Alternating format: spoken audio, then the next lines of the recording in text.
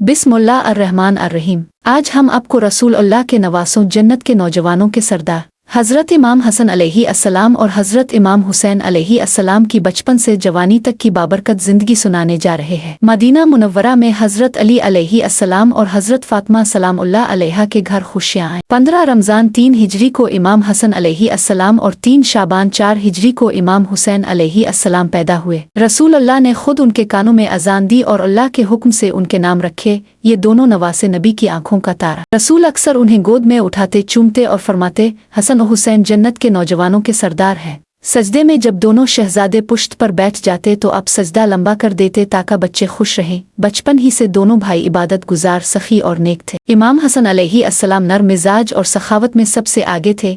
इमाम हुसैन अलैहि अस्सलाम बहादुर और हक बात पर डट जाने वाले थे। नबी की रहलत के वक्त इमाम हसन सिर्फ 7 साल और इमाम हुसैन 6 साल के थे। ये दोनों अपने वालिद हज़रत अली अलैहि अस्सलाम के साथ रहे और उनसे इल्म और शुजात सीखी।